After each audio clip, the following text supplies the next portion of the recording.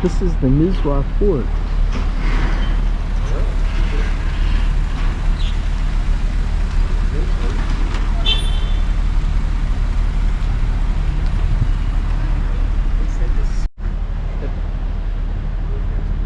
Is this where you go in? Those damn Portuguese got everywhere. History. Oh, this is a fort plan. Bob, why don't you take a picture of the date store? Should you ever need a date? Why can't I get my phone to work?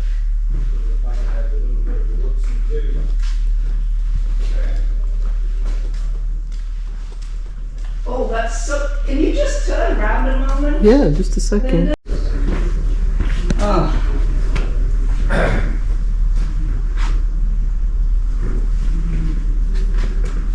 I guess we'll go up those stairs. Ask Gemini, I want to take a photograph. It's too late now. Start talking to you and you didn't answer back. Yeah, I'm afraid of it. So, which view do you want? Unfortunately, you can't walk the walls.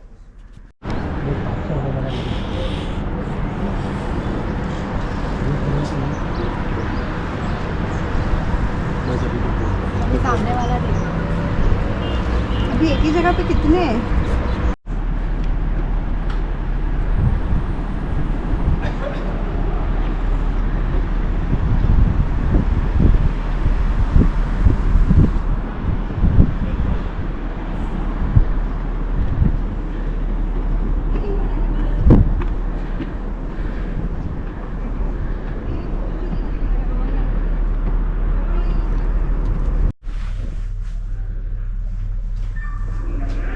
I think the men is in one room and the women are in another room. Right.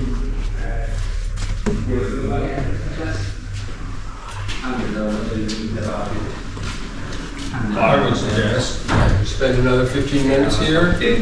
Walk. See.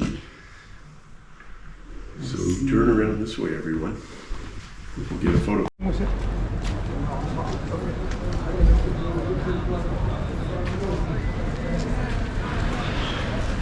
Oh, there they are. Okay, so we're waiting for you just to. Yeah, we'll stay with you a little bit, Okay. but then we're going to peel off because I have to stop for pharmacy then. And Yep. you don't want to wait to run back.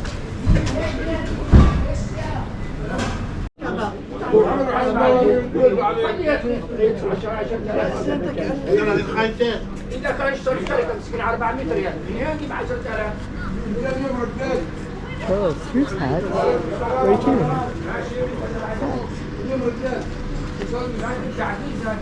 They say Oman.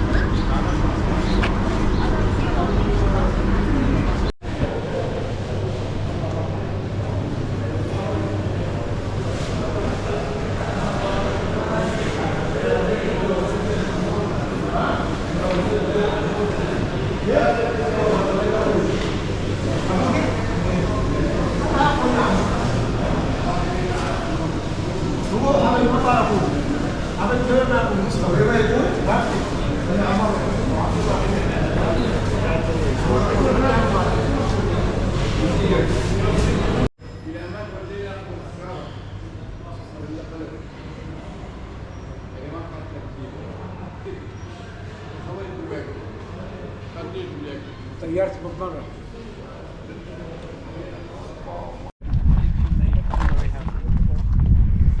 Does anyone want a hand? Right. Anyway, well, why don't you just stay there at the top while I talk, because people are taking a while to get to places. Basically, the correct name for this type of rock is Trondheimite, named after the town of Trondheim in Norway. But people often also call it plagiogranite because it is basically it's just plagioclase and quartz almost. It's a kind of special type of granite, and this forms. It's got a very low amount of potassium, and it's normally forming in an oceanic setting. And the classic sort of diagram for the ophiolite formation has it forming just at the very top of the gabbro magma chamber, and on its boundary with the sheeted dike. So it's one of the very, very last sort of things to crystallize out. And there are two ways that this can form. One is it can be extreme fractional crystallization of a magma chamber, so the very last thing to crystallize, or it can form by a remelting of partially hydrated mafic crust. And I'm perhaps Hilary or Clark might add some new things to my explanation, but it is really unusual to see such a white igneous rock in the ophiolite. Basically, this is a special rock, and Clark was telling me in the car how a rock like this is actually very, very useful for dating the age of the ophiolite, because it will have zircon crystals in it, whereas the basalts don't tend to. So this is actually a very useful rock for dating. Right, that's what I'm going to say. Yeah, come and have a look at it. You'll see that the weathered surface, completely different colour. You know, it's that brown colour, whereas actually it's a white rock. But there's probably about 10% mafic minerals in it. So you can see the kind of the dark, speckly mafic minerals. And the second rule is get out the cars quickly. Okay, everyone. You know, you're on holiday. I'm not really telling you off or anything. Not really. Basically, this is lunch, and they're setting up lunch. So lunch is going to be over there. So that's the most important thing. God, that wasn't there at all last year. This whole yellow thing and all this stuff. That's all brand new. Here, this is an exotic with a rhyolite substrate and of the volcano, and then you've got all these blocks of marble that are being quarried. This is also a block of marble, and it contains fossils. And we're going to show you some of the fossils. So this is all these exotics, these atolls we've been looking at. We've never actually touched it, and this is our chance to actually touch what the atoll is made from. And I can put out some fossils. And then interestingly, on the ground just here, there's a whole bunch of Horwicina, but the rhyolite in a little sort of a gully just there does outcrop the rhyolite. You might want to look at that. And in fact, last year someone found some very metamorphic looking rock as well, which could well be part of the salt. But anyway, let's show you some fossils. I think there's a nice bright top of it. There's fossils there. This is a fossil atoll that's Permian to Triassic in age.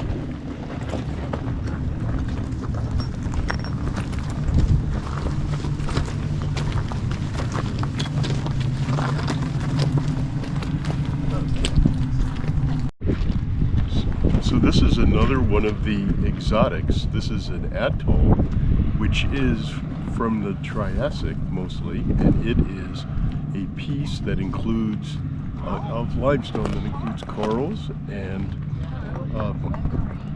some crinoids and a lot of organic shells. So this is a very unusual exotic. It's like the ones we saw before, Jebel Misht, but this is the first one we can actually touch. So this would have been part of the things that were on the seafloor. This one sits on rhyolite. So a lot of the volcanics would form platforms for the reefs to form on, and then as subduction happened in the Habi thrush sheet, these things were scraped off the ocean floor and plastered against the continent. So this is an exotic that's come from far away, and it's really great to be able to touch it and look at it up close. Oh, wait, speaking of it.